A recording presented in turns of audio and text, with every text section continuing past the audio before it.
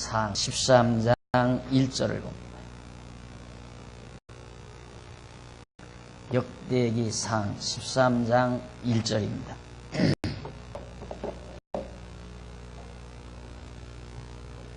다윗이 천부장과 백부장 곧 모든 장수업으로 의논하고 이스라엘의 온 회중에게 이르되 만일 너희가 선히 여기고 또 우리의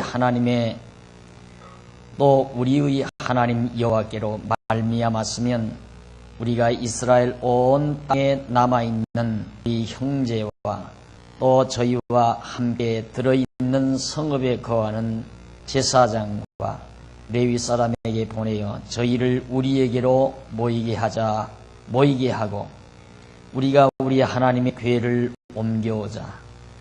사울 때에는 우리가 궤 앞에서 묻지 아니하였느니라 하매 뭇 백성이 이 일을 선히 여김으로 온 회중이 그대로 행하겠다 한지라.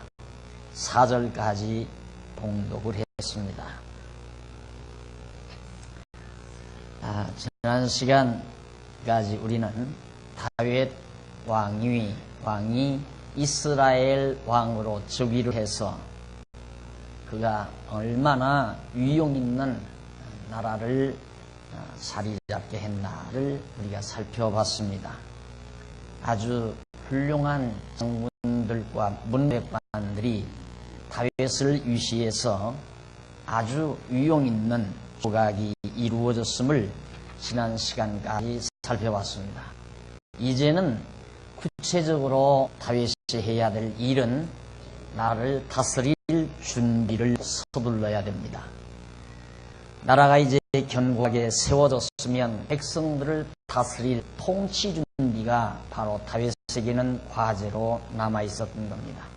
그래서 오늘부터 13장 역대기상 13장에서부터 15장까지 주보에 나와 있는 데가 보면 양쪽 가로 3번 통치의 준비 내용이 15장까지 소개됩니다.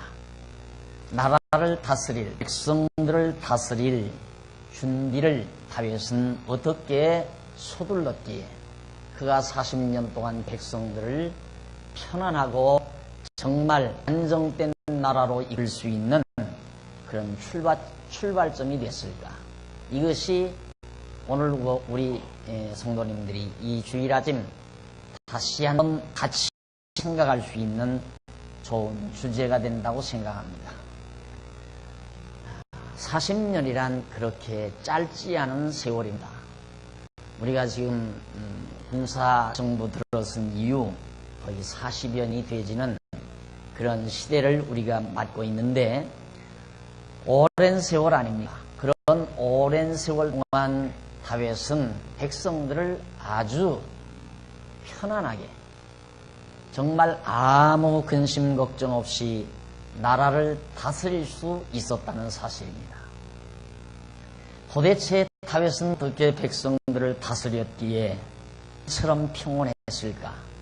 물론 하나님께서 일찍이 다윗에게 선지자를 통하여 언약하신 바 있습니다. 네 이름이 모든 사람들에게 다 명성이 높게 해주고 또 네 나라가 평온하게 해주겠다. 그리고 네 왕가가 좋아하게 하고 이거 하나님께서 이미 언약은 하셨습니다. 그러면 하나님께서 다윗에게 나라를 평안하게 해주신다고 언약하시고 그 나라를 견고케 해주시고 또 다윗의 이름을 높여주신다고 하는 이런 언약을 이루기 위하여 다윗으로 하여금 어떻게 백성들을 다스리도록 또 어떻게 백성들을 다스릴 준비를 서둘도록 하셨을까 하는 첫 번째 내용을 보면 1절로 8절까지 소개되는데 다윗이 길앗 여아림에서 하나님의 궤를 옮겨오는 아주 중요한 일을 다윗이 서두르게 됩니다. 이제 봉독해 드린 말씀에 보면 다윗이 이제 나라가 견고하게 서 있고 주변에 훌륭한 인재들이 자리 잡고 있으므로 다윗은 이제 할 일을 해야만 했습니다. 그런데 제일 먼저 서둔 것이 뭐냐면 모든 천부장과 백부장 곧 모든 장수들로 더불어서 국사를 의논을 했습니다. 모든 주변에 있는 문무백관들을 불러가지고 나라 일을 의논하는데 당신들이 정말 이스라엘 온 백성과 지도자인 당신들이 만일 좋게 여긴다면, 선하게 여긴다면 나는 이렇게 하고 싶다. 그 참 다윗의 말이 아름답습니다. 2절에 보면 다 의논을 해요. 의논을 하면서 이스라엘 온 회중에게 이르되 만일 너희가 선히 여기고, 지도자들과는 의논을 하고 그 다음 의논한 내용을 가지고 모든 백성들에게 의견을 묻습니다. 자, 여차여차히 하고자 하는데 이 일이 어떻습니까? 당신들이 좋게만 생각한다면 하나님 여호와께로 또 당신들도 또 좋게 생각하고 또 우리의 하나님 여호와로 이 일이 말미암았고 한다면 우리가 이스라엘 온 땅에 남아있는 우리 제사장 지파들, 우리 형제와 또 저희와 함께 들어있는 성읍에 거하는 제사장과 레위 사람들에게 보내어 저희를 우리에게로 모이게 했으면 좋겠다.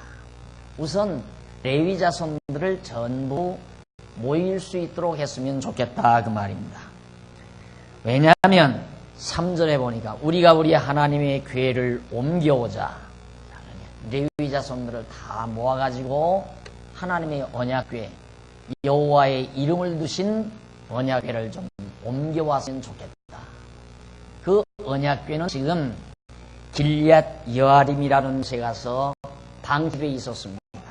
사실은 저버려져 있는 거나 다름이 없었죠. 언제까지? 사울왕 당시 때까지.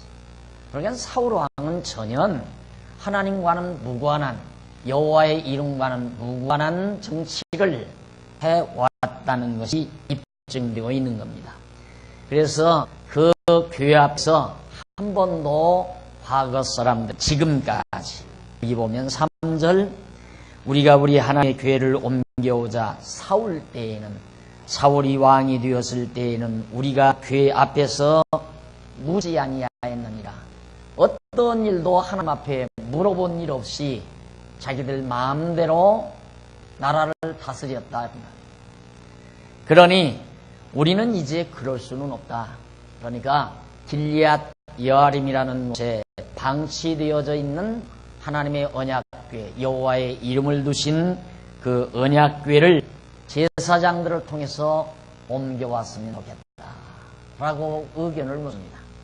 근데 이 일을 처리하는 다윗의 자태가 참 예쁘죠. 우선 지도자들하고 상의를 하고 상의한 내용이 정말 백성이 좋아하는지 싫어하는지 그것도 묻고 싶고 그것이 또 하나님의 뜻에 합당한지 합당치 않은지도 알고 싶고 이게 이제 다윗의 간절한 바람이었습니다. 그만한 인기를 가지고 왕위에 올라 있으면 마음대로 내가 원하는 대로 내가 옳은 일 하는데 누가 뭐라고 할 거냐 하고 자기 멋대로 일을 처리할 만도 합니다. 다윗의 입장에서는 나라가 기울어져가는 부군이 형편없이 기울어져가는 상태에서 나라를 구출한 다윗의 입장에서는 상의하고 말 것도 없죠. 만약에 그가 오만방자했다면. 그러나 그는 어디까지나 자기와 함께 일하는 자들과 진지한 토론과 의논을 거친 다음 그 안건을 모든 백성들 앞에 내어놓고 우리가 여차여차히 하고자 하는데 이 일이 모든 회중 백성 여러분이 좋고 그것이 정말 하나님이 원하시는 뜻이라면 이렇게 하고 싶다. 제사장들을 다 불러서 그 제사장들로 하여금 지금 방치되어져 있는 길앗 여아림에 방치되어져 있는 하나님의 교회를 옮겨오고 싶다. 까닭은 사왕 때에는 한 번도 교회 앞에서 어떤 일을 물어본 적이 없다. 그러나 나는 그렇게 정치 못하겠다. 나는 이 나라를 다스릴 때에 언약교회 앞에서 하나님 앞에 이번에 전쟁을 하리까 하지 말리까, 자, 이 원수들을 놓아주리까 놓아주지 말아야 하리까, 이 백성들을 책망하리까 책망하지 말아야 하리까, 일일이 나라를 다스리는 일에 있어서 하나하나 언약궤 앞에서 여호와 앞에 가서 묻고 나라를 다스리겠다. 이것이 다윗이 그 거대한 이스라엘 백성들을 다스릴 준비에 있어서 제일 먼저 갖추었던 준비 과정이었습니다.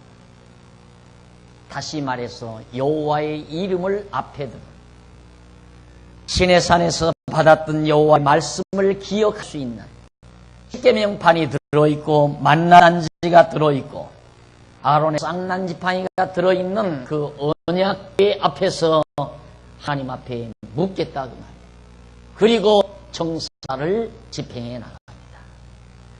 내 생각과 내 꿈과 내 이상을 실현하는 것이 아니라 하나님의 기뻐하시는 뜻이 어디 있는지를 살펴서 나라를 다스리겠다는 것이 다윗의 철저한 통치 이념이었습니다.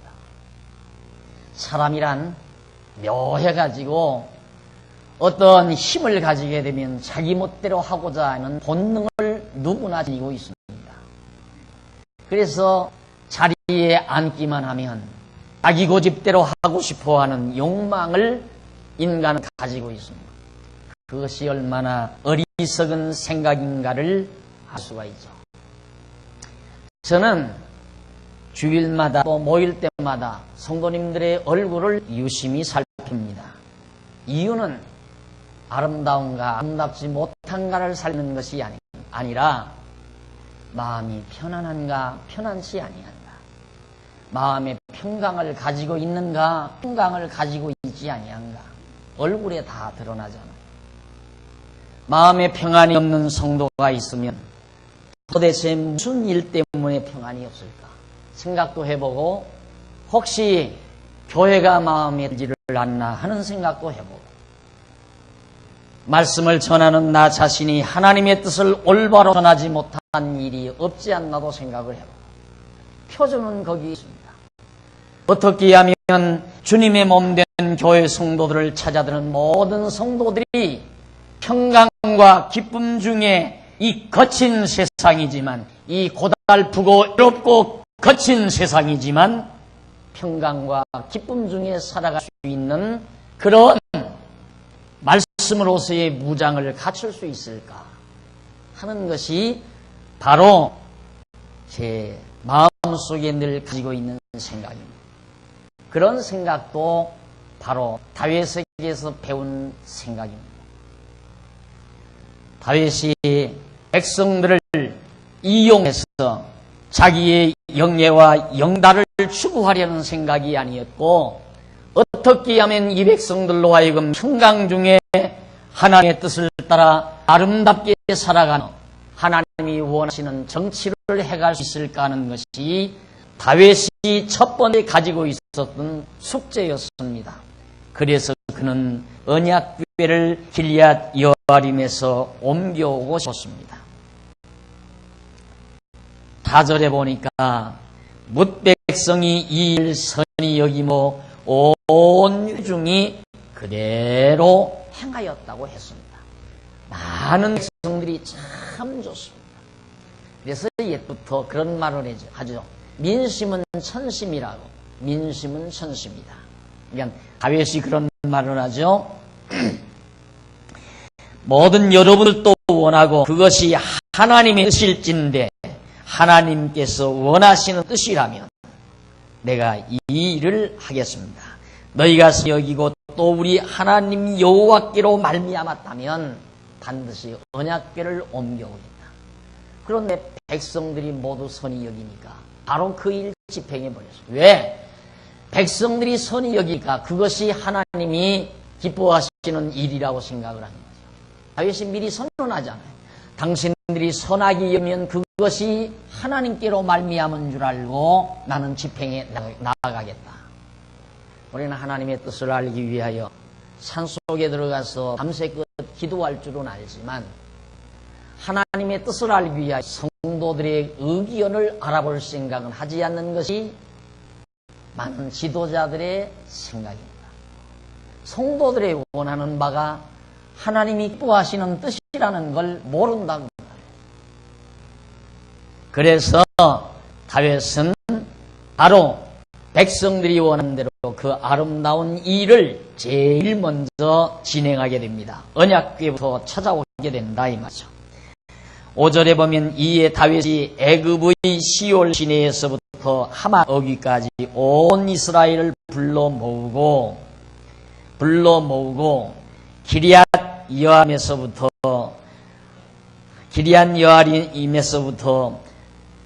하나님의 궤를 메우고자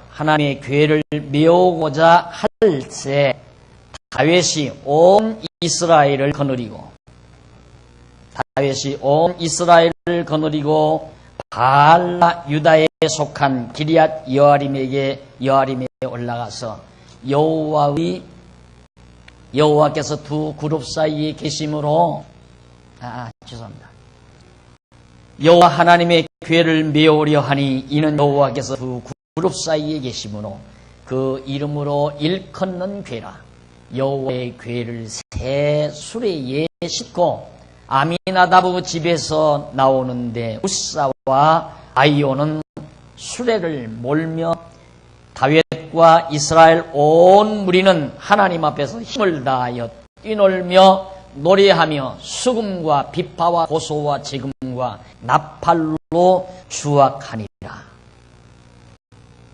자, 여기 보면 5절에 보면 이에 다윗이 애굽 시올 시내에서부터 핫 어귀까지라고 했어요.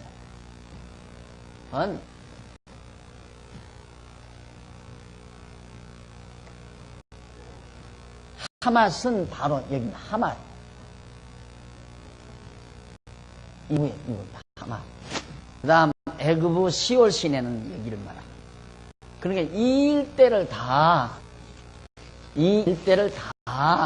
지금 다윗이 다 지배하는 그런 전성기를 맞게 된 거죠. 그런데 거기서 하맛 어귀까지 온 이스라엘 불러서 모아놓고 길앗 여아림에서부터 하나님의 궤를 옮겨오려고 했다. 그래서 길앗 여아림에 올라가서 여호와 하나님의 궤를 메우려 하니 이는 여호와께서 두 그룹 사이에 계심으로 그 이름으로 일컫는 궤라. 여호와의 궤, 여호와의 언약궤라고 말이죠.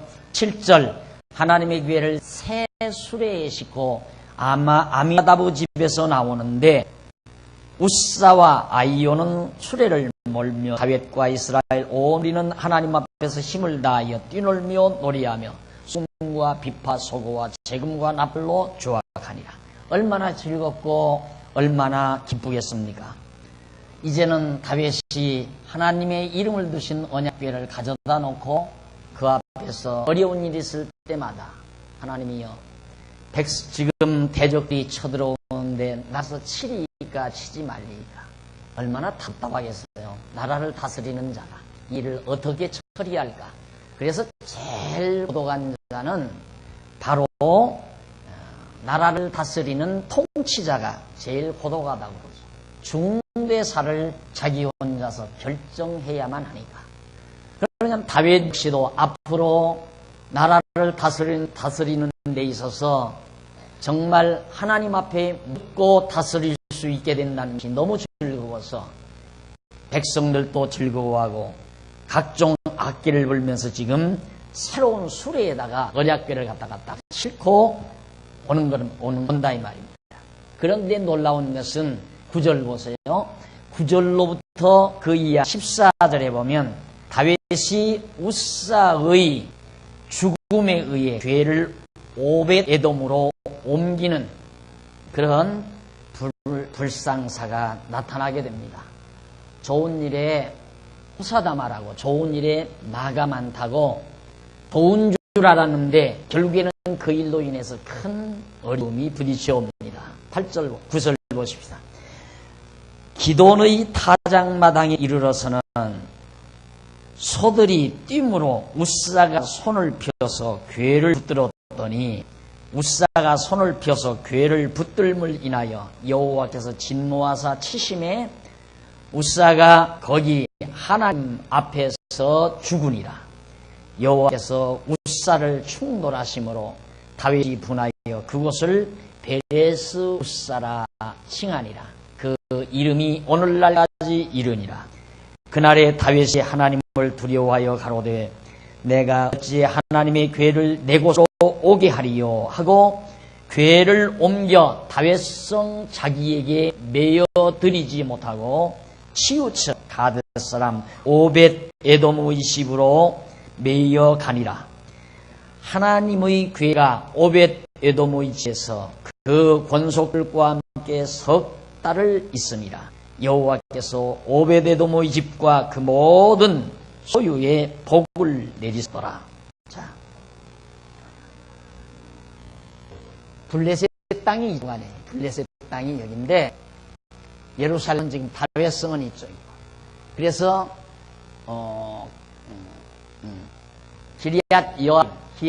기리앗 여아림에서 지금 일로로 옮기려는 거예요. 예루살렘으로 법궤를 언약궤를 옮기려 했는데 옮겨오다가 어느 타작마당에 이르렀어요.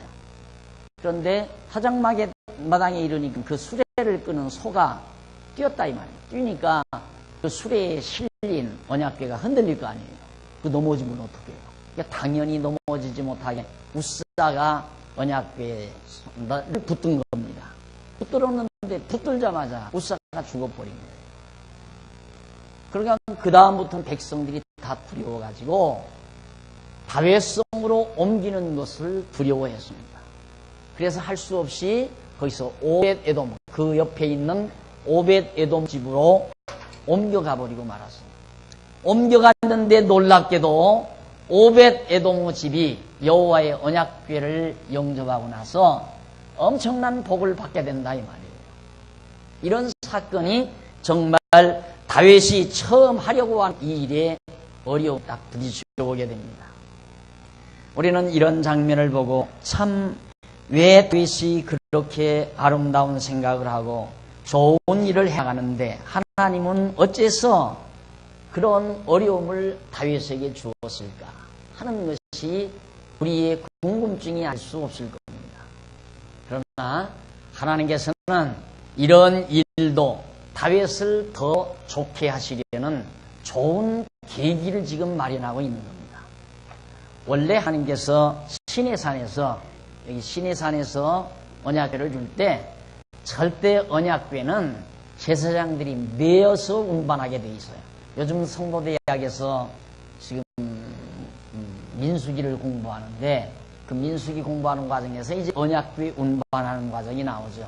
거기 보면 반드시 언약궤는 제사장들이 가마를 매듯이 그렇게 매서 운반하도록 하고, 그렇게 해서 그 언약궤 양쪽에는 고리를 다 만들어 놨어요.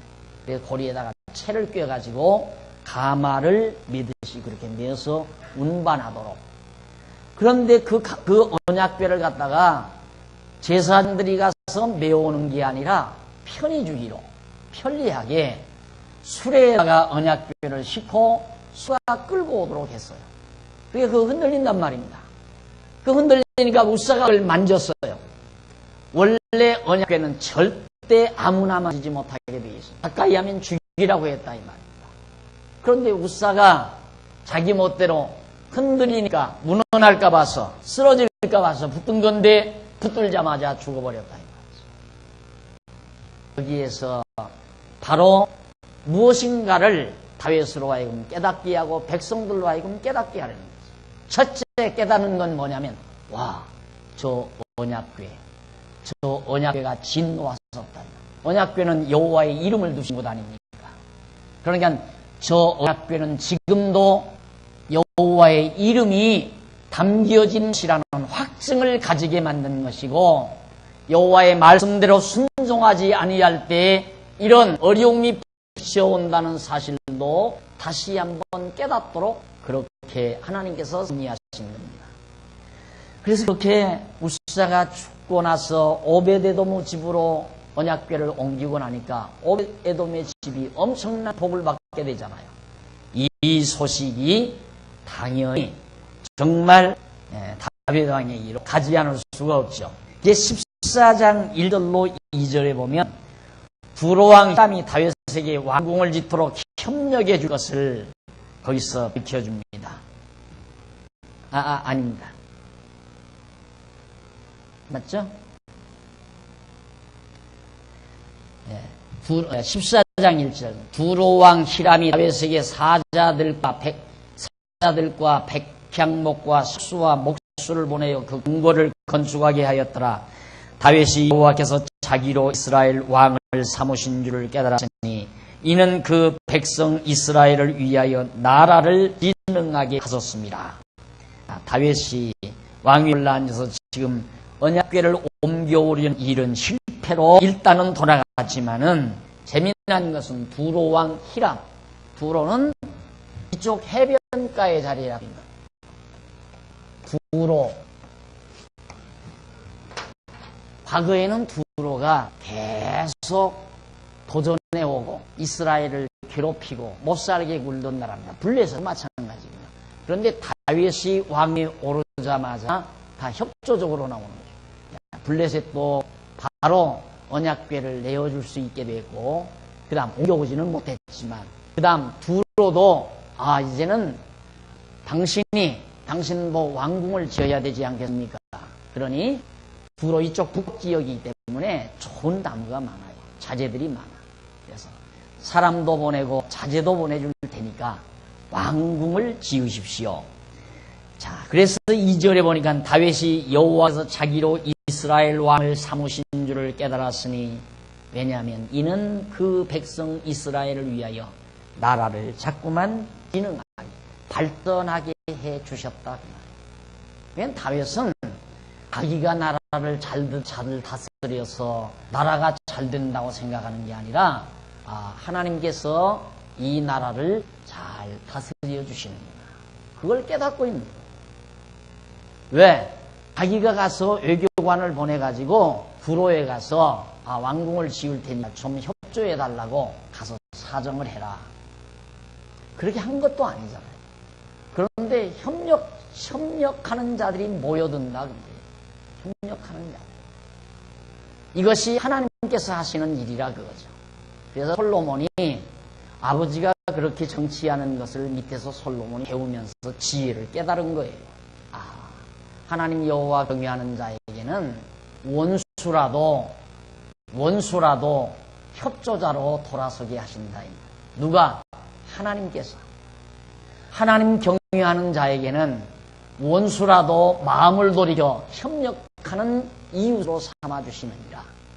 이걸 솔로몬이 깨닫게 되죠. 그러니까 다윗이 자기가 잘나고 위대하고 똑똑해서 이스라엘 나라를 잘 다스린 것이 아니라 하나님께서 자기를 왕 세워놓고 나라를 발전하도록 진흥하게 하도록 섭리하셨다. 3절 다윗이 예루살렘에서 또 아내들을 취하여 또 자녀를 낳았으니 예루살렘에서 낳은 아들들의 이름은 삼무아와 소밥과 나단과 솔로몬과 이팔과 엘리수아와 에벨렛과 노아와 네벡과 야비야와 엘리사마와 부엘야다와 엘리메렛이었더라. 다윗이 많은 왕자들을 낳습니다. 그러니까 나라도 잘되고 다윗의 자손들도 많이 출생하게 되고, 그러면서 8절에 보니까 다윗이 기름 부음을 받아 온 이스라엘 왕이 되었다함을 블레셋 사람이 듣고 다윗을 찾으러 다 올라오매 다윗이 듣고 방비하러 나갔더라. 블레셋 사람이 이미 이르러 르바인 골짜기를 침범하였느니라. 다윗이 하나님께 물어 가로되 내가 블레셋 사람을 치러 올라가리이까 주께서 저희를 내 손에 붙이시겠나이까. 여호와께서 이르시되 올라가라 내가 저희를 내 손에 붙이리라 하신지라. 이에 무리가 발부하심으로 올라갔더니 다윗이 거기서 저희를 치고 가로되 하나님이 물을 흐름같이 내 손에서 내 대적을 물을 흩음같이 내 손에서 내 대적을 흩었다 하므로 그곳 이름을 발부라심이라 칭하리라. 블레셋 사람 그 우상을 그곳에 버렸으므로 다윗이 명하여 불에 샀다. 재미난 건 다윗이 왕이 됐다 하니까 두로는 협조적으로 나오는데 블레셋은 몸에 못마땅한 거예요. 왜? 이 당시에 블레셋이 강한 나라였으니까요. 지금의 팔레스타인 족속들입니다. 팔레스타인 족속들의 조상들인데 이 블레셋 족속들이 이들이 얼마나 기분이 나쁘겠습니까? 일단은 블레셋에게 머리를 숙이자니까. 그럴 필요 없다. 우리 단열에서 쳐들어가자 하고 공격을 해왔어요. 공격을 해오니까 다윗은 지금 왕이 오르자 처음 전쟁을 맞습니다. 물론 그가 사울왕 당시에 전쟁을 많이 치르기는 했지만은 자기가 왕위에 올라 처음으로 강한 블레셋 군대들에게 도전을 지금 받고 있는 거예요. 그때 다윗이 하나님 앞에 기도를 드려서 지금 블레셋이 우리를 쳐들어오는데 나가서 싸우리까 싸우지 말리까 하나님께서 나가라 그 말이에요. 그래 나가 싸워가지고 블레셋을 완전히 쳤어요. 그러니까 풍지박산 다 흩어져서 돌아가 버리고 다윗은 대승리를 거두어들이게 된 겁니다. 자, 이것이 얼마나 대단한 사건인가. 이 당시에 블레셋 하면 에돔도 벌벌 떨고 모압이나 암몬, 아람 등등 이런 모든 나라들이 이 블레셋 족속들에게 사실은 겁을 먹는 나라들. 그런데 블레셋이 다윗에게 패배했단다는 소문은 간담을 서늘하게 하는 이런 모든 나라에 간담을 서늘하게 만드는 대단한 심리적 작전 효과가 있다는 사실입니다. 하나님께서는 그렇게 다윗이 통치하는 나라를 평온하게 만들었다. 이들이 언제라도 봉기하고 일어날 수 있는 대단한 힘을 가진 족속들. 일단은 줄어들었지만 그런데 블레셋이 거꾸러지고 보니까 나머지 이런 도성 모든 나라들은 아야 일어날 준비를 하지 아니하고 철저히 다윗 왕에게 조공을 드리고 섬기는 이런 결과를 하나님께서 만들어낸다. 이것이 하나님이 역사하시는 섭리입니다. 이렇게 해서 하나님께서 일단 다윗의 나라 승리를 거두도록 이렇게 만들어 놓으시고 그 다음 13절에 보니까 블레셋 사람이 다시 골짜기를 침범하는 또 패배하고 돌아가서 또 화가 나니까 또 쳐들어왔어요. 다윗이 또 하나님께 묻자온데 하나님이 이르시되 마주 올라가지 말고 저희 뒤로 돌아 뽕나무 숲을 맞은편에서 저희를 연습하되 뽕나무 꼭대기 위에서 걸음 걷는 소리가 들리거든 곧 나가서 싸우라. 하나님이 네 앞에서 나서 블레셋 사람의 군대를 치리라 하신지라. 이에 다윗이 하나님의 명대로 하여 블레셋 사람 군대를 쳐 기브온에서 가셀까지 이르렀더니 다윗의 명성이 열국에 퍼졌고 여호와께서 열국으로 저를 두려워하게 하셨더라. 나오죠? 다윗의 명성이 열국에 이 주변 모든 나라에 명성이 높아지니까 결국 그들이 모두가 다 그 모든 열국들이 다윗 앞에 다 두려워하게 했더라. 겁나도록 그렇게 만들어 놓으셨더라. 그래야 나라가 평안할 거 아니에요. 하나님께서 다윗에게 내 나라로 하여금 편안하게 해준다고 언약하신 하나님이 편안하게 어떻게 해 가신가? 이것이 지금 여러분들이 듣고 있는 하나님의 말씀이라. 나라가 편안한 것 하나님의 손에 달려 있습니다. 내 가정이 편안한 것 호주의 손에 달려 있어요? 내 교회가 편안한 것 목사의 손에 달려 있습니까? 나라가 편안한 것 대통령의 손에 달려 있습니까? 하나님의 손에 달려 있다. 가정이 편안한 것도 하나님의 손에 달려 있고, 교회가 편안한 것도 하나님의 손에 달려 있고, 나라가 편안한 것도 하나님의 손에 달려 있다는 뜻입니다. 바로 하나님이 다윗에게 언약하시고 언약대로 편안함을 주시기 위해서 모든 열국들로 하여금 두려워 떨도록. 그런데 두 번째 블레셋이 쳐들어올 때는 하나님이 전략까지 켜줘요. 구체적으로. 이번에는 앞에서 전면전을 벌이지 말고 뒤로 돌아가서 뽕나무에 올라가지고 적군들의 발자국 소리가 들릴 때 그때 쳐들어가라. 그러면 내가 앞에 가서 전부 블레셋 군대들을 쳐서 멸해가지고 승리케 해주겠다고 하나님께서 말씀하신 그대로 블레셋의 두 번째 전쟁에서 다윗이 승리를 거두게 됩니다. 성도 여러분, 다윗이 나라를 통치하는 자로서 어려운 일이 많고 힘든 일이 많아도 하나님 여호와를 의지하고 살아가는 다윗이 얼마나 쉽고 편안하게 나라를 다스리는가를 우리가 지금 살펴가고 있는 중입니다. 여호와를 의지하고 살아가는 삶이 얼마나 편안한 삶인가. 내 힘으로 대적을 물리치고 내 능력으로 나라를 진흥하게 하려니까 어렵고 고달프고 힘든 거지만은 하나님을 의지하고 여호와를 의지하고 나라를 다스리는 다윗은 정말로 쉽고 가벼운 짐이었습니다. 왜? 통치자가 다윗이 아닙니다.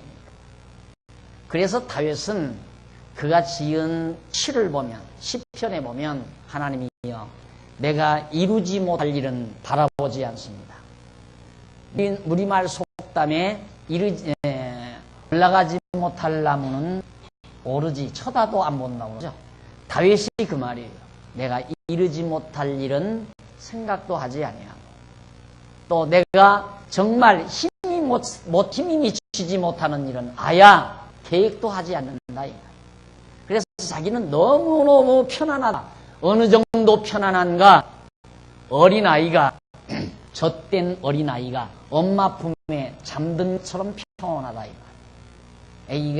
애기의 고민은 배고픔밖에 없습니다. 애기가 우는 건 벌레가 물거나 어디 몸이 불편한 일이 아니면 배고파서 우는 거거든요. 이게 전만 먹어주면 울음 다 끝이지 않아요. 그리고 전 먹고 나면 그 다음 다른 소망이 없어요. 너무너무 편하니까 깊이 엄마 품에서 잠이 든다 이 말. 그래서 젖된 아이가 엄마 품에 잠든 것만큼 내 마음이 평온합니다. 누구의 마음이? 다윗의 마음. 어떤 다윗이? 이런 주변 국가들의 도전, 호시탐탐, 기회만 있으면 쳐들어오려고 하는 이 대단 대적들에게 우겨 쌓여있는 이스라엘 나라의 대통령, 이스라엘 나라의 왕의 마음이 그만큼 편안하다 그 말. 가능한 얘기입니까? 요즘 김 대통령 얼굴 여러분 보시죠. 화면에 나오는. 제발 좀 화면 좀 안 비쳤으면 좋겠어요. 초췌하고 하루가 천년 같아요. 하루가 천년 같아요. 그런 자리를 왜 그렇게 다들 탐내는지 알 수 없죠. 누구라도 다 마찬가지예요. 올라가면 또 오를 거예요. 그래서 누가 그래요? 한국 대통령은 아들 없는 사람이 돼야 된다고. 다윗은 애기처럼 평온했다. 왜? 하나님께서 다 다스려 주시니까. 여호와 하나님께서 다 나라를 다스려 주시니까 편안할 수밖에 없잖아요. 보장받은 통치라 그 말이에요. 자기 이름이 명성이 높아질 것이고 나라 평안할 것이고 왕가가 견고할 것이라고 하는 세 가지 언약을 하나님께로부터 받아놓은 자 다윗입니다. 보장받은 거 아니에요. 그런 게 편안한 거죠. 나도 하나님께 그런 보장 받았으면 편안하겠다. 우리는 안 받았는데, 우리는 만세전 그리스도 안에서 다 하나님의 아들로 선택된 백성이고 절대 버리시지 않고 우리를 지켜주시고 하나님의 자녀로 불러주시고 하나님의 백성으로 살게 해주실 것을 하나님께서 분명하게 언약받은 자손이라. 우리라고 해서 왜 그렇게 편안하게 못 살겠어요? 저때 아이가 엄마 품에서 사는 것처럼. 이것이 바로 다윗의 신앙이었습니다. 정말 다윗이 두 번째 블레셋을 치고 나라가 평안해지도록 섭리하신 하나님, 주변 모든 열국들로 하여금 겁을 먹도록 만들어 놓으신 하나님, 어떻게 쳐들어오겠어요? 야, 이스라엘 나라를 지기만 하면 망한다 그 말이에요. 이것이 보장받은 거예요. 보장. 뭘로? 하나님의 언약. 지금도 그래요. 지금도. 이제 하나님께서 지난번에 말씀드린 대로 하나님께서 이스라엘을 다시 모으셨잖아요. 1948년도 유엔의 허락을 받아서 단단한 나라로 세워놓았습니다. 앞으로 이스라엘 시대를 하나님이 열어가는데 이스라엘 민족 건들면 망해요. 늘 여러분 이제 신문 보십시오. 망하게 돼 있어요. 왜? 이들에게 약속된 거예요. 이들에게. 그래 다윗 왕 시대에도 편안한 이유가 건들면 망하니까. 그러니 아무도 다윗 왕을 도전하지 할 수가 없다. 그러면 자연히 이것도 조공뿐만 아니라 사람 군데서 조공이 들어오는 거예요. 그래서 갑자기 벼락부자가 돼버렸잖아요. 이스라엘 이 다윗 왕. 엄청난 부자나라 돼버리고 말았다. 그런데 지금까지 지금 독립한 이후부터 이스라엘 건드렸다 이익 본 사람 있어요? 이익 본 나라 있어요? 하나도 없어요. 이스라엘을 건드렸다가 이득 본 나라가 없어요. 앞으로도 마찬가지예요. 그 이상하잖아요. 조그만 나라, 국토도 별 볼 일 없는 사막 같은 조그만 나라. 우리는 보이는 것만 보죠. 보이는 것만. 눈으로 보이는 것만. 땅덩어리 크면 대단한 줄. 땅덩어리야 소비에트가 크고 중국 대륙이 크죠. 미국 땅덩어리도 크지만. 땅덩어리 크면 뭐예요? 실제 알맹이가 전부 이 유대인들을 통해서 전부 거들었거든요. 얼마 전에 동아일보 보도에 났다고 해요. 보도에 났다는데 미국의 갑부, 미국의 최대의 갑부들, 예를 들어서 100명을 잡고 말을 한다면 100명 그 이상 더 갑부 40명만 추려서 보면 거기에서 40명 중에 20명 이상 20명 프로테이지로 22% 그러니까 과반수 이상이죠. 그들이 전부 유대인들이 거둬잡고 세계 재계를 유대인이 다 거둬잡고 있다. 돈만 그들이 가지고 있는 게 아니에요. IQ도 가지고 있어요. 노하우도 가지고 있다. 세계의 노하우를 다 유대인들이 거머쥐고 있다. 그들 건드렸다가 이득 볼 사람 누가 있다. 이득 뭔가요? 이거 그러면 유대인들 잘나서 그러는가? 하나님께서 다윗 잘나서 다윗 너 잘 먹고 잘 살아라. 그러기 위해서 하나님께서 이런 건가? 아니다 그 말이에요. 하나님께서 언약하시고 언약대로 성취해 주심으로 이루어 주심으로 왜 이렇게 글자를 잘못 써? 성취해 주심으로 나는 언약대로 이룬 여호와다. 이거 하나 깨닫게 하려. 과거 다윗 시대에는 지금으로부터 한 300여 년 전 다윗 시대에는 다윗 왕국을 이렇게 부강한 나라로 발전시켜 언약대로 발전시켜 주심으로 이 백성들에게 하나님은 여호와이심을 알게 했지만 오늘 21세기를 살아가는 오늘 우리들에게는 바로 역사 현장에서 확실하게 눈을 똑똑히 볼 수 있도록 하나님께서 언약대로 이루어 가잖아요. 유대인들 망했다가 다시 모으신다 대로 하나님께서 다시 모으셨고 모아오시고 그들을 건드는 나라마다 고통을 고통을 당하게 만들고 피해를 입게 만드시는 하나님의 역사. 지금도 살아서 역사한다고. 여호와 안 계셔도 그럴 수 있을까요? 언약대로 이루시는 여호와 계시지 않는다고 그렇게 일이 이루어지느냐 그 말이에요. 살아계세요. 그 하나님 살아계시다 이 말이. 3000년 전에 다윗 왕국 지배하시던 하나님, 3000년이 지난 오늘 21세기 초엽에도 살아서 세계사를, 세계 역사를 지배하시는 하나님이시라. 그래서 우리가 그 하나님 믿고 평온함을 받는, 그 하나님이 날 사랑한다는 확신 때문에 평안함을 얻고 산다고. 성도 여러분, 하나님 지금도 살아서 역사를 지배합니다. 내 가정사를 주관합니다. 내 교회 모든 문제를 주관합니다. 내 나라의 문제를 주관합니다. 세계 모든 역사를 지배해 가십니다. 이 하나님이 나와 여러분을 사랑하고 계십니다.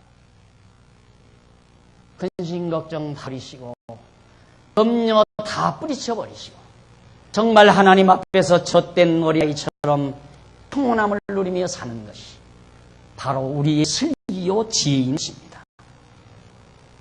15장에 넘어가 보면 1절로 15절 다윗이 레위 사람으로 하나님의 예를 다시 옮겨려 합니다. 당연하죠. 갑자기 전쟁 쳐들어와 2번이나 전쟁 치고 나서 언약궤도 없이 하나님 앞에 물어서 여호와께서 다 하라는 대로 해가지고 승리를 거뒀다 이 말이죠. 그리고 나라가 부강하게 만들어주고 다윗이 다윗성에서 자기를 위하여 궁궐을 세우고 또 하나님 교회를 위하여 처소를 예비하고 위하여 장막을 치고 가로되 레위 사람 외에는 하나님의 교회를 맬 수 없나니. 이제 깨달았잖아요 다윗이. 수레에다가 언약궤를 실으면 안 된다. 레위 사람만이 어깨에 메고 와라. 궤를 맬 수 없나니 이는 여호와께서 저희를 택하사 하나님의 궤를 메고 영원히 저를 섬기게 하셨음이니라 하고 이스라엘 온 무리를 예루살렘으로 모으고 여호와의 궤를 그 예비한 곳으로 메어 올리고자 하여 아론 자손과 레위 사람을 모으니 그앗 자손 중에서 족장 우리엘과 그 형제 120인이요 무라리 자손 중에서 족장 아사이아와 그 형제 220인이요 게르손 자손 중에서 족장 요엘과 그 형제 130인이요 엘리사반 자손 중에서 족장 스마야 그 형제 200인이요 헤브론 자손 중에서 등등 해서 쭉 나옵니다. 해가지고 12절 저희에게 이르되 너희는 레위 사람의 족장이니 너희와 너희 형제는 몸을 성결케 하고 내가 예비한 것으로 이스라엘 하나님 여호와의 궤를 메어 올리라. 전에는 너희가 매지 아니하였으므로 우리 하나님 여호와께서 우리를 충돌하셨나니. 왜 수레에다가 언약궤를 전에는 실었느냐. 어깨로 메고 와라. 솔직히 참 하나님 치사하잖아요. 우리가 얼른 생각하면. 아니 이 좋은 문명 시대에 트렐라를 가지고 확 가서 싣고 딱 하고 고속도로로 오면 얼마나 좋아요. 당연하잖아요. 언약궤가 부산에 있다. 그러면 트럭을 가지고 가서 딱 거기에다가 싣고 확 고속도로로 달리면 얼마나 좋으냐. 그런데 왜 하필 사람이 일일이 가서 가마를 메고 메는 것처럼 메가지고 며칠 동안 걸리면서 피지땀을 흘리면서 꼭 메어와야 되느냐? 하나님은 인간을 그렇게 괴롭히는 걸 좋아하시는가? 이렇게 단순하게 생각할지 모르죠. 그 이유는 여러분들에게 늘 제가 말씀을 드렸죠. 하나를 용납하면 작은 것 하나님 하라시라는 명령대로 순종하지 아니하면 하나 순종하잖아, 둘 순종하잖아, 셋, 넷 하다가 보면 나중에 이방인과 똑같아져 버려요. 제사 드리는 것도 그랬잖아요, 지난번에. 자, 꼭 염소만 잡아서 드려야 되느냐? 산에 가서 노루 한 마리 잡아서 다 드리자. 노루 가서 잡아서 제사를 드렸어요. 그거 아무렇지도 않아. 아무 일이 없어. 야, 노루를 잡아오네. 야, 그거 참 맛있게 생겼다. 노루 잡지 말고 가서 멧돼지 마리 잡아다가 드려라. 노루를 안 잡아. 나중에 보니까 이방민족들 돼지도 잡아서 드리고 멧돼지도 잡아서 드리고 곰도 잡아서 드리고 짐승 그냥 잡아서 드리는 거 보니까 야 우리는 너희나 똑같구나. 이렇게 해서 이방 민족과 함께 이방 우상을 섬기다가 보면 하나님 여호와 다 잊어버린다. 그거 방지하기 위해서 하나하나 꼬박꼬박 하나님이 하라시는 대로 순종하도록 그래서 가서 메오라는 것이 차에다 싣고 트럭에다 싣고 쫙 운전하고 오는 거 하나님이 꼴보기 싫어서 그래서 하나님이 그러시는 거 아니다. 다윗은 철저히 순종하면 된다. 하나님께 철저히 순종하면 된다는 진리를 처음 언약궤를 메고 갔다 실패한 그 사건을 통해서 배우게 된 거죠. 엄청난 수업료를 지불한 거예요. 하나님은 우리를 그렇게 가르치셔요.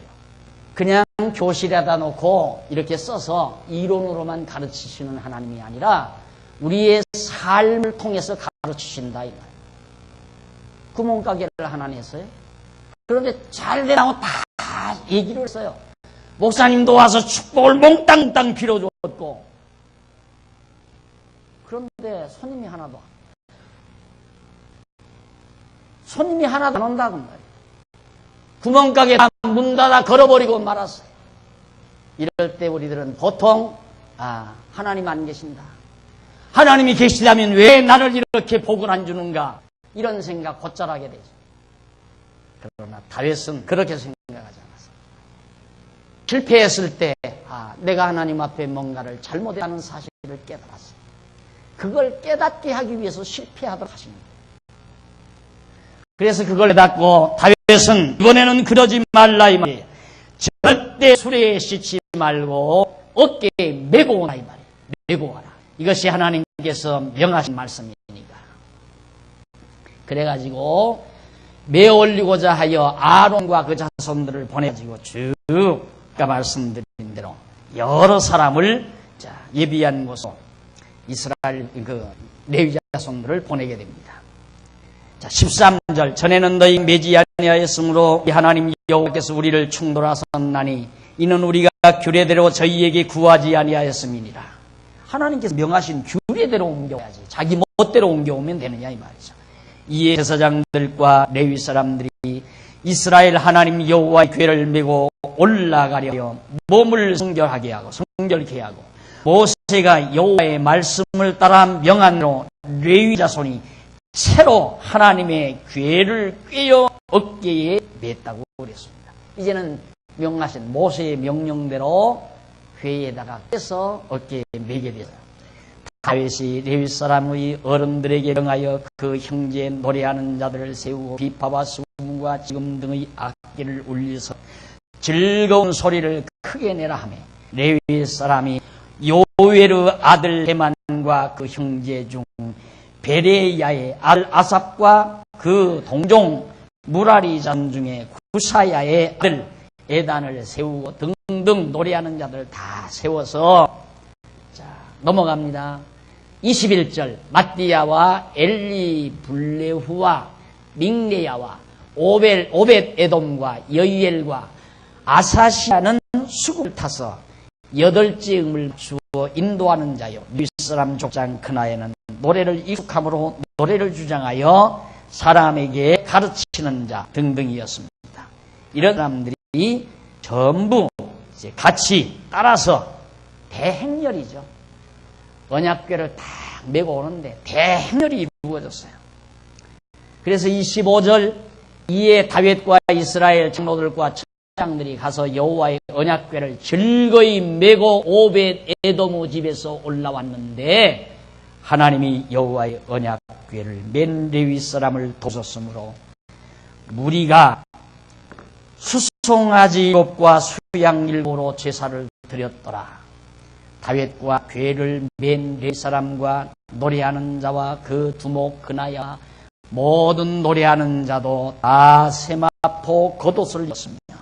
다윗은 또 배 에봇을 입었고 이스라엘 무리는 크게 부르며 각과 나팔을 불며 재금을 치며 비파와 수금을 힘있게 타며 여호와의 언약궤를 올렸더라.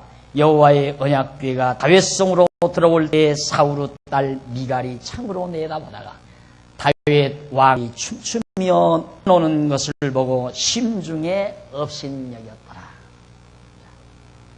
참 하나님 하시는 일 너무너무 친밀하고 묘하잖아요. 그런데 그 하시는 일이 전부 유용하고 아름다운 일이죠. 누구에게? 다윗에게. 다윗에게 전부 유용하고 아름다운 일이었어요. 처음 길리앗 여아림에 가서 옮겨오려고 할 때 실패로 돌아갔죠. 실패로 돌아갔다. 실패로 돌아가서 그냥